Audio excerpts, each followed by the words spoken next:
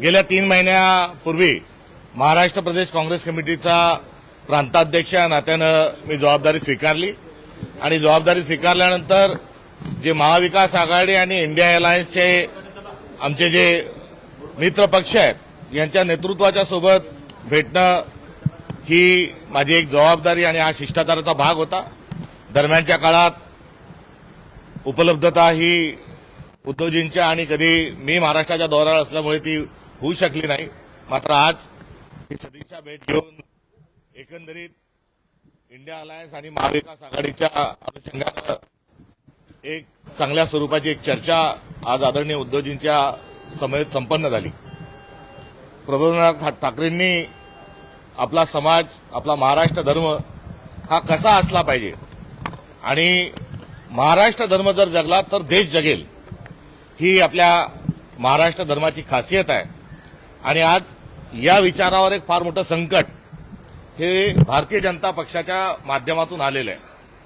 त्यामुळे देवळाचा धर्म आणि धर्माचे देऊळ हे प्रबोधनकारांनी ज्या पद्धतीनं वर्णन केलं आहे तसाच आज भाजप हा धर्म बुडवायला आणि देश बुडवायला निघालाय आणि यासोबतच महाराष्ट्र धर्म देखील बुडत आहे आणि हा संघर्षाची वेळ आहे।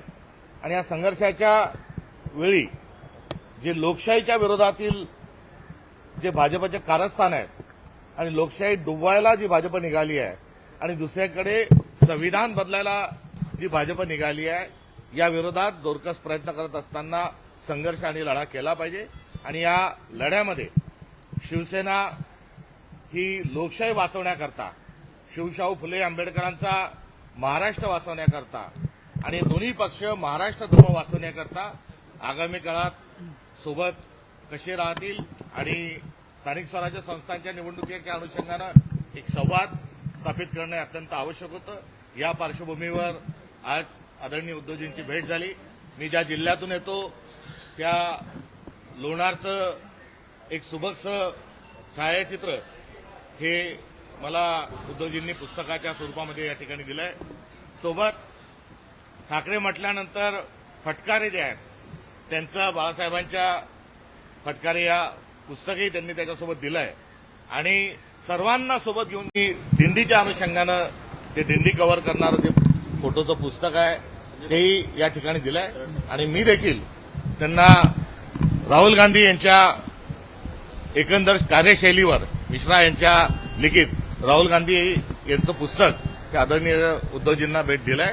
आणि अशी ही शिष्टाचाराची भेट जरी असली तरी अत्यंत चांगला संवाद या ठिकाणी काँग्रेस आणि शिवसेनेच्या दरम्यान स्थापित झाला। स्थानिक स्वराज्य संस्था या कशा स्वरूपात लढल्या पाहिजे या संदर्भामध्ये दोन्ही पक्षांच्या आपापल्या भूमिका आहेत आणि त्या सुयोग्य स्वरूपाच्याही आहेत।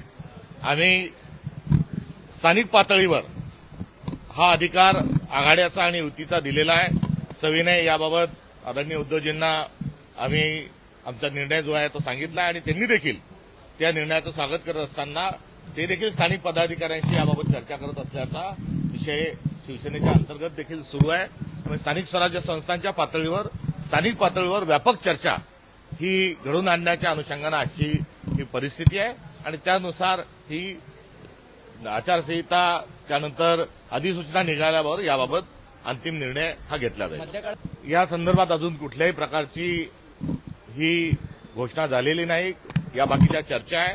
त्यामुळे चर्चावर कोणती प्रतिक्रिया देणं संयुक्त ठरणार नाही।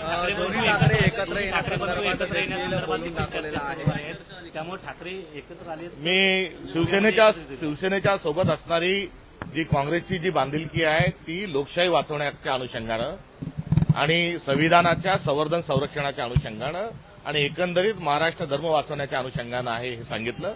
या विचाराच्या सोबत आणि या एकंदरीत भूमिकेच्या सोबत जे येतील त्यांचं सगळ्यांचं स्वागत आहे। ही यापूर्वीच मी जे आपल्या सर्वांशी माध्यमांशी बोलत होतो ती आमची काँग्रेस पक्षाची मूलभूत स्वरूपाची भूमिका आहे, ती आज या ठिकाणी कुठल्याही प्रकारे सांगण्याची आवश्यकता नव्हती।